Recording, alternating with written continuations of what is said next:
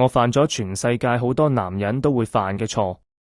成龍當年呢句看似輕描淡寫嘅說話，卻好似一顆重磅炸彈咁喺輿論嘅海洋裏面掀起咗驚濤駭浪。而佢犯下嘅呢個錯，就好似一塊巨石投入咗平靜嘅湖面，激起咗層層漣漪，最終將吳以莉同吳卓林母女捲入咗輿論嘅漩渦中心，令到佢哋嘅生活從此偏離咗正常軌道。吳卓林呢個從出生嗰陣就俾人打上特殊標籤嘅女仔，好似從一開始就俾命運捉弄，成為咗一個被拋棄嘅錯誤。1999年，吳卓林呱呱墜地，然而佢並冇迎嚟一個充滿愛同祝福嘅世界。自從出生嗰一刻起，佢就係一個唔被爸爸承認嘅存在，被大家貼上咗私生女野種呢啲難聽嘅標籤。生喺咩樣嘅家庭，係每一個細路仔都唔能夠決定嘅事，但吳卓林就唔得不承受呢個突如其來沉重打擊佢嘅命運。從一開始就俾蒙上咗一層陰影，未來嘅日子注定唔會太平。細個嗰陣嘅吳卓林，同好多單親家庭嘅細路仔一樣，心入面充滿咗疑惑。佢成日會問媽媽點解自己冇爸爸。每逢呢個時候，吳以莉總係會耐性咁安慰佢，你有嘅嘢，其他人同樣冇，唔好同其他人比。嗰個時候，吳以莉或者仲希望俾足夠嘅愛同安全感俾個女，令到佢可以喺一個相對溫暖嘅環境裏面成長。吳以莉對個女嘅教育喺物質方面真係毫唔吝嗇。佢俾個女讀嗰陣上海最好嘅貴族學校，聽講光係學費一年就要10幾萬。喺佢眼入面，個女係一個乖巧活潑、特別開朗嘅姑娘。只要喺外面提起個女，佢就顯得好似好幸福咁。有一次喺活動入面，佢談起個女嗰陣，個面都洋溢住幸福嘅笑容，話個女慢慢大個啦。細個嗰陣食蟹都係自己幫個女剝開，而家個女都自己動手啦。個女大個，令到佢感受到嘅唔單止係時間嘅變化，更係一種溫暖，一種屋企嘅感覺。不過物質上面嘅優厚，並唔可以完全彌補精神上面嘅缺失。吳卓林從細個就缺少咗父愛，呢個喺佢成長過程中無疑係一個好大嘅遺憾。盡管媽媽努力俾最好嘅生活條件俾佢，但父愛嘅缺席始終係佢心入面一道難以愈合嘅傷口。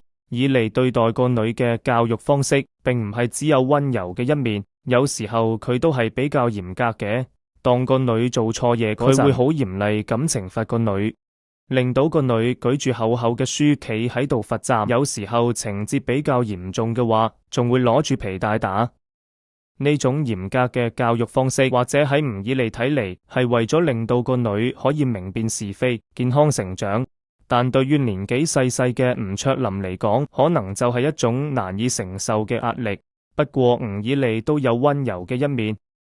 2013年嗰陣，佢仲會帶住個女去踩單車，同埋喺個女隔籬細心咁照顧住。送個女去學騎馬嗰陣，佢都會喺外面耐性咁等住，全程陪伴，生怕個女出咩意外。2014年嗰陣，吳卓林唔小心俾碎咗嘅玻璃劃傷咗，嗰個時候傷勢特別嚴重，直接縫咗7針，可把吳以莉嚇到唔得咗。從呢啲種種事件睇嚟，吳卓林同媽媽之間相處好似都幾融洽，媽媽喺佢生活入面扮演住一個重要嘅角色。然而呢段看似美好嘅母女關係，卻喺2015年嘅一個日子出現咗裂痕。吳卓林突然同學校嘅老師反映咗自己當時嘅情況，話媽媽打咗自己個手臂同肩膀等部位，於是學校老師就幫佢報咗警。接到報警電話之後，警方帶住吳卓林去醫院驗傷，不過檢查結果出嚟冇咩大礙，而且佢個身體表面都冇傷痕。但呢件事並冇就此結束，只因喺調查呢件事嘅過程中，警方發現吳以莉疑似藏咗毒品。不過當時佢好快就被保釋出嚟，而且對外一直都話係因為個女太頑皮，又有啲唔舒服嘅原因。但吳卓林對外就完全係另外一種講法。嗰個時候嘅佢話媽媽而家抽煙、飲酒一樣都唔少，而且每日晚上冇安眠藥，基本都好難瞓得着。儘管佢冇再透露任何更多嘅信息，但呢件事就喺母女之間埋下咗一顆矛盾嘅種子。直到2017年，吳卓林竟然又再報案舉報咗自己個媽媽，呢次唔係因為俾人打，而係因為媽媽言語上面恐嚇咗佢。原來係佢個媽媽想要令到佢服食一種藥，但佢唔願意。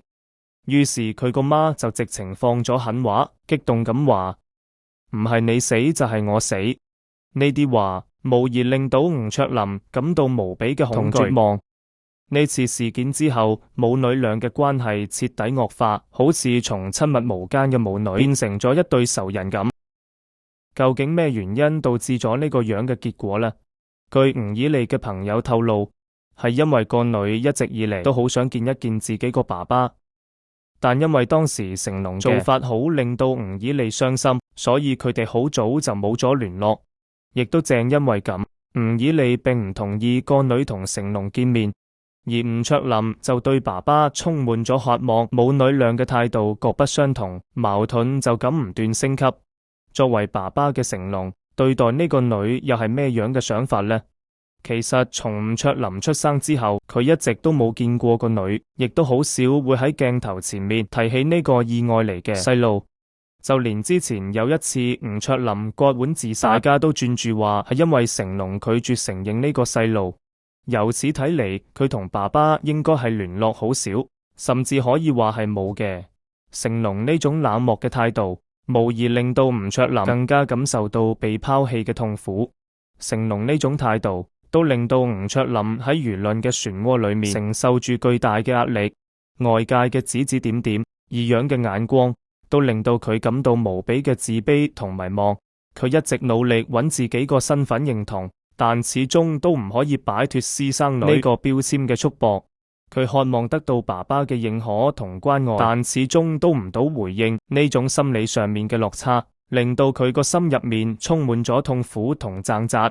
吳卓林係一個比較特別嘅女仔，因為佢中意女仔。唔錯，就係關於愛情嗰種中意。2018年嗰陣，佢同女友仲喺加拿大結婚咗。呢段愛情，或者係佢喺呢個充滿冷漠同傷害嘅世界入面揾到嘅一絲溫暖同慰藉。佢勇敢咁追求自己嘅愛情，唔理外界嘅眼光同看法，呢種勇氣值得我哋尊重。不過喺加拿大嘅日子並唔係特別好，甚至可以用落魄嚟形容佢哋嘅生活，因為喺異國他鄉，佢哋只可以勉強糊口，有時甚至要依靠救助，甚至有小道消息話佢哋甚至冇一個遮風擋雨嘅場所，只可以瞓喺橋洞底，現狀十分慘烈。想象一下，一個曾經喺貴族學校讀書嘅女仔，而家竟然淪落到瞓橋洞，靠救濟糧生活嘅地步。呢種巨大嘅落差令人感到無比嘅心酸。而佢個爸爸成龍生活肯定係十分優厚，但身為佢個女卻完全相反。鬆細個就狠心咁將呢個女棄之不顧，而對於呢件事佢都唔理唔睬唔關心呢，唔正正驗證咗金星講佢呢句話咩？唔負責任嘅男人，確實呢唔就係典型嘅唔負責任咩？當初仲可以冠冕堂皇咁話自己只係犯咗一個所有男人都會犯嘅錯，呢句話簡直就係最無力嘅一個辯解。等吳綺莉得知個女喺加拿大嘅近況之後，佢眼淚都出嚟啦。作為一個媽媽，佢唔可以忍受自己個女喺異國他鄉遭受呢種苦難。儘管佢哋之間嘅關係曾經一度惡化，但血濃於水嘅親情始終係唔可以割捨嘅。佢深知個女呢年嚟所承受嘅痛苦同壓力，亦都為自己曾經嘅錯誤同疏忽無比嘅自責。喺眼淚出嚟之後，吳綺莉做出咗一個艱難嘅抉擇，深夜趕去加拿大營救個女。佢知呢條路並唔會一帆風順，但佢都義無反顧咁踏上咗呢個征程。佢希望可以將個女帶返自己身邊，俾個女一個溫暖嘅家，令到個女重新感受到母愛嘅關懷。不過當佢到咗加拿大之後，就面臨住好多問題。吳卓林已經大個女啦，佢有自己嘅想法同選擇，佢願唔願意跟媽媽返去都係一個未知數。而且佢哋之間曾經積累嘅矛盾同隔都唔係一時半刻可以消除得晒嘅。吳以利面對個女嗰陣，既感到心痛又感到無奈。佢唔知點樣去彌補呢啲年嚟對個女嘅虧欠，亦都唔知點樣去修復佢哋之間破碎嘅關係。成龍作為國際知名嘅明星，佢一舉一動都備受關注。然而喺對待吳卓林呢個問題上面，佢卻表現得咁冷漠同唔負責任。佢呢種行為唔單止傷害咗吳卓林嘅感情，亦都俾社會帶嚟咗不良嘅影響。明星作為公眾人物，應該以身作則，承擔起自己嘅社會責任。佢哋唔單止要對自己個事業負責，更要對自己個家庭負責。唔可以因為一時嘅錯誤就選擇逃避同推卸責任。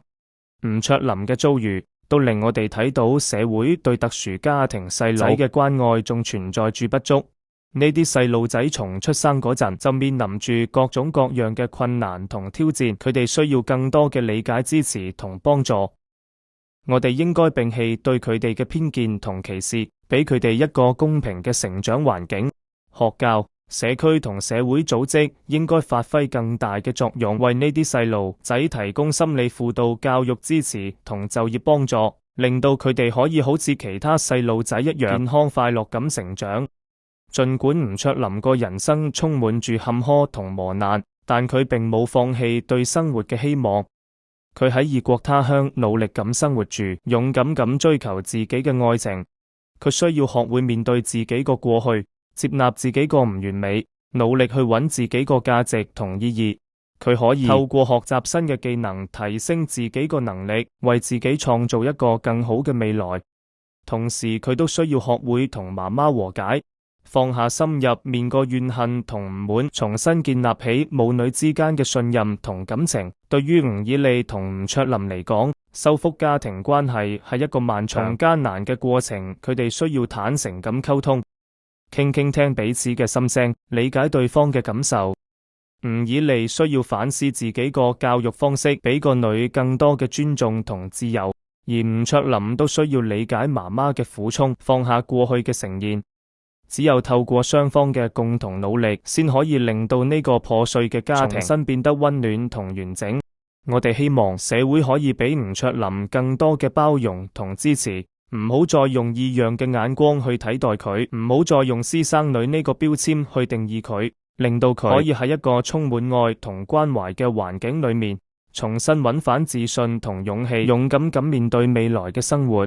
同時，我哋都希望成龍可以承擔起自己作為爸爸嘅責任，俾個女一個遲到嘅道歉同關愛。